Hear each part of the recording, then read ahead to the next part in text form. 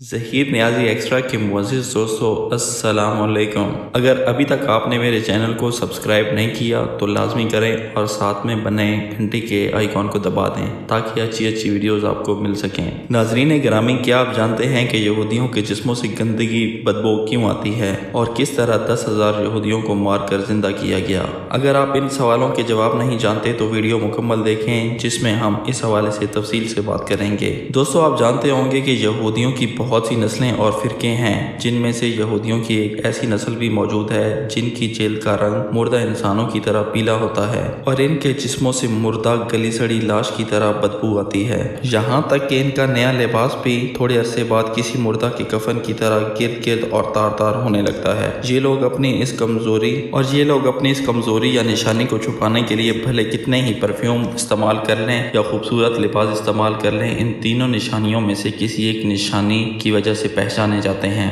یہ لوگوں میں گھل مل کر اپنی شناخت چھپا لیتے ہیں لیکن اپنی شکل شناخت سے عمر بھر پیچھا نہیں چھڑا سکتے۔ ان کی اس خامی کے حوالے سے کہا جاتا ہے کہ یہ ایک عذاب یا فتنہ قوم ہے جو ہزاروں سال پہلے دنیا میں آئی تھی، لیکن اپنی بدعمالی اور پیغمبر کی نافرمانی کی وجہ سے، اللہ کے احکامات کی خلاف ورزی کرنے کی وجہ سے ایک انوکھے اور بدترین عذاب کا شکار ہو گئی تھی۔ دوستو، یہ واقعہ کچھ یوں تھا کہ حضرت موسیٰ علیہ السلام کے بعد کی بات ہے جب ایک پیغمبر یہودی قوم کے بڑے شہر کی جانب بھیجے گئے۔ جیسا کہ تاریخ میں یہودیوں کا شروع سے ہی وتیرہ رہا ہے کہ اللہ تعالیٰ کے فرمان کی سخت نافرمانی کرتے ہیں، اس لیے صرف اس قوم کے مختلف شہروں اور قبیلوں کے اصلاح کے لیے ایک وقت میں سینکڑوں کی تعداد میں پیغمبر بھیجے گئے۔ ان پیغمبروں کی کل تعداد میں سے 90% یعنی کہ 1 لاکھ سے زائد صرف یہودیوں کی طرف بھیجے گئے تھے۔ اسی طرح ایک قوم کی طرح 1 لاکھ سے زائد صرف یہودیوں کی طرف بھیجے گئے تھے۔ اسی طرح ایک قوم کی طرف جس شہر میں پیغمبر بھیجا گیا وہ ایک بڑا شہر تھا جہاں لاکھوں کی تعداد میں انسان رہتے تھے۔ ایک بار ایسا ہوا کہ پیغمبر نے اللہ کے حکم سے لوگوں کو اکٹھا کیا اور نافرمانوں کے ایک لشکر سے جہاد کرنے کے لیے تیار ہونے کا حکم دیا، لیکن جیسا کہ یہودی روپے پیسے کے لالچی، دنیا دار اور جنگ و جبل سے دور رہنے والی قوم ہے، لہٰذا انہوں نے پیغمبر کو واضح طور پہ انکار بھی نہیں کیا اور ہاں میں جواب بھی نہیں دیا، لیکن بہانے بازیوں اور ٹال مٹول سے کام چلاتے رہے۔ لیکن اس وقت کے پیغمبر ان کو روز گھر جا کے جہاد کی تیاریوں کا حکم دیتے رہے، لیکن وہ دنیاوی زندگی میں اتنے کھو چکے تھے کہ موت کا تصور ہی سے گھبرا جاتے تھے۔ اس طرح وقت گزرتا رہا اور وہ اللہ کی طرف سے آنے والے اس حکم سے بالکل بے نیاز ہو گئے، لہٰذا ان پر اللہ کی طرف سے عذاب لانے کا فیصلہ کیا گیا۔ ان لوگوں کو اللہ کے عذاب سے بہت ڈرایا گیا،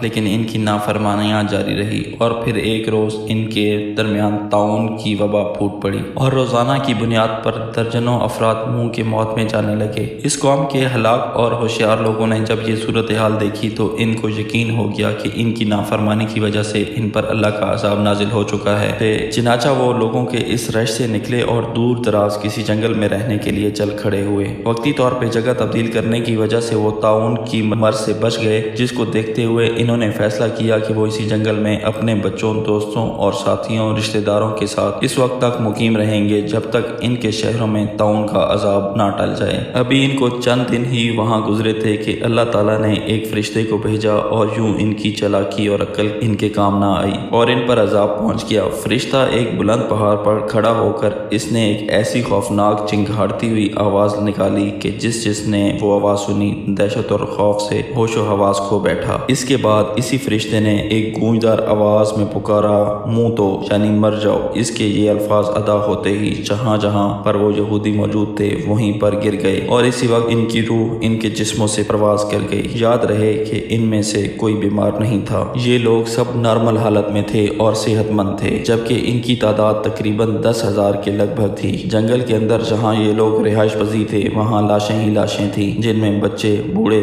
عورتیں سب شامل تھے، جو بے جان ہو کر اوندھے منہ زمین پر کیڑے مکوڑوں کی طرح بکھرے پڑے تھے، یہاں تک کہ پورے جنگل میں ایک انسان بھی باقی نہیں بچا تھا۔ حیرت کی بات یہ تھی کہ ان کے قریب کوئی درندہ اور کوئی جانور بھی نہیں آتا تھا، جس کی وجہ سے چند روز بعد ان کی لاشیں گلنے سڑنے لگیں اور اتنے لوگوں کی لاشوں کی بدبو کی وجہ سے جنگل میں اور جنگل کے ارد گرد وادیوں میں ناقابل برداشت بدبو پھیل گئی تھی۔ जिस पर इलाके के लोगों ने फैसला किया कि इनको एक जगह इकट्ठा करके इनके चारों तरफ एक दीवार बना दी जाए। कुछ वक्त गुजरा तो एक रोज इसी कौम के पैगंबर इसी जंगल में से गुजरे। इन्होंने अपनी कौम का इबरतनाक अंजाम देखा तो इनका दिल भर आया। तभी वो सजदे में गिर कर रोने लगे और दुआ मांगी कि ए अल्लाह, ये नादान थे, ना समझ थे, लेकिन मेरी कौम में से थे, इनसे मुझे प्यार था, जिनके बगैर अब मैं बिल्कुल अकेला रह गया हूँ। अगर ये जिंदा होते तो मैं इनकी तबलीग करके इनको नाफरमानी से बचाने की कोशिश करता। ऐ अल्लाह, तू मेरी फरियाद कबूल कर और इनको दोबारा जिंदा कर। इस दुआ के बाद आपके पास फरिश्ता वही लेकर आया और फरिश्ते ने कहा, ए पैगंबर, अल्लाह फरमाता है आप इन लाशों को जिनकी हड्डियां भी बिगड़ चुकी हैं, इनको कह के ए हड्डियों, अल्लाह के हुक्म से तुम एक इंसान के लिए जमा हो जाओ। लिहाजा आपने ये अल्फाज हड्डियों को मुखातिब करके अता किए तो तिनकों की तरह बिखरी हड्डियां एक जगह पर एक मुकम्मल ढांचा बन गई और देखते ही देखते एक इंसान का ढांचा दूसरे से अलग हो गया। इसके बाद फिर फरिश्ता हाजिर हुआ। फिर अल्लाह का पैगाम दिया कि एक बार फिर इनसे कह दीजिए कि अल्लाह तुमको हुक्म दे रहा है कि तुम अपने ढांचे